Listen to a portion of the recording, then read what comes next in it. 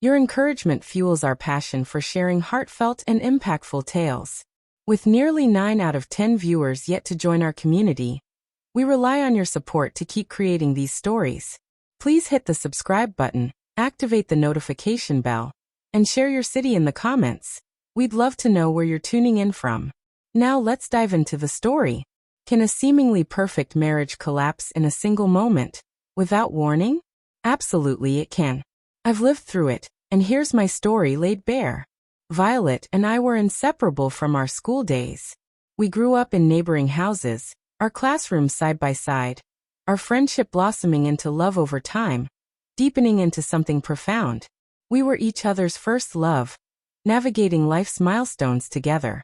She stood by me during my time in the military, and later, we pursued college degrees before tying the knot. Our wedding was entirely our own. We funded it ourselves, independent of our parents' help, carving out a life on our terms. Children weren't part of our immediate plans. We agreed to wait until our 30s, uninterested in the chaos of parenting just yet. Instead, we focused on saving for a home, only to face rejection when applying for a mortgage. Temporarily, we registered the house under my father's name, and once we cleared the payments, we proudly transferred it to ours.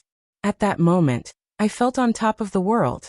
As our careers flourished, our incomes grew steadily. There was no rush to pay off the mortgage early.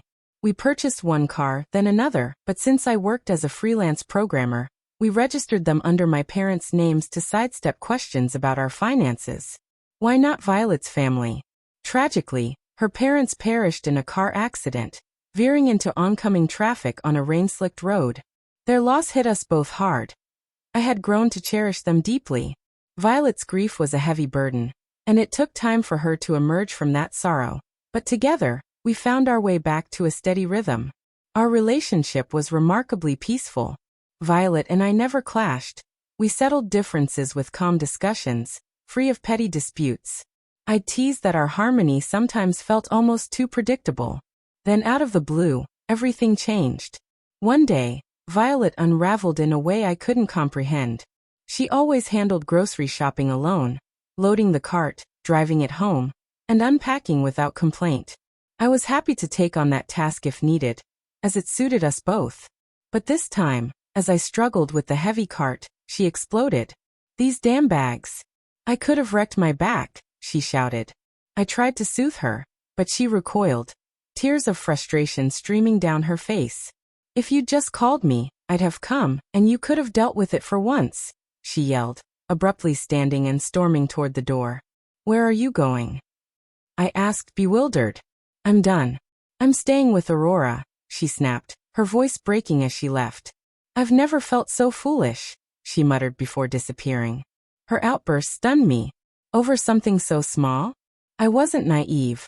I knew there had to be more beneath the surface, but I didn't press. I figured she'd open up when ready. A month passed in silence. I called, texted, but Violet didn't respond. After 3 weeks, I stopped trying. 2 more weeks dragged on. Then Aurora, Violet's closest friend and the one she'd been staying with for 6 weeks, appeared at my door. She slipped inside with an air of unease. I'd never warmed to Aurora, and now her presence grated even more. "Did Violet send you?" I asked, masking my irritation. "No," she replied with a sly pout, clearly relishing the moment. "I'm here on my own." She sank onto the couch, crossing her legs with a provocative flourish. "Spit it out, Aurora," I said, struggling to stay calm. She paused then, without warning, leaned in, kissed me, and reached for my waistband. I recoiled as if stung, shouting at her to leave. "You're a fool," she sneered, smirking as she crossed her arms. "I was trying to save your marriage." She went on, explaining that after her parents' death, Violet sought to reclaim her confidence. She joined a dating site, and one date spiraled far beyond her intentions. Now consumed by guilt, she couldn't face me. "If you cheated too, maybe you could have evened things out," Aurora said with a smug wink. "So what's your take from up there?" she taunted. "Get out," I snapped. "Take her stuff and tell Violet to stay away from my place." Aurora protested. "It's her home too. It's in my dad's name," I shot back. "And that car she's driving to her dates? That's mine too." Drop the keys in the mailbox and stay away." I pushed her out and slammed the door. At first, I felt numb. I'd grown accustomed to Violet's absence, and the sting didn't hit right away. Deep down, I'd suspected her departure wasn't so simple, and Aurora's revelation confirmed it. Somehow, knowing the truth made it easier to let go. The divorce was swift. We had little shared property to divide. Violet kept calling, trying to reach me, but I ignored her. The car became a sticking point. I refused to let it go.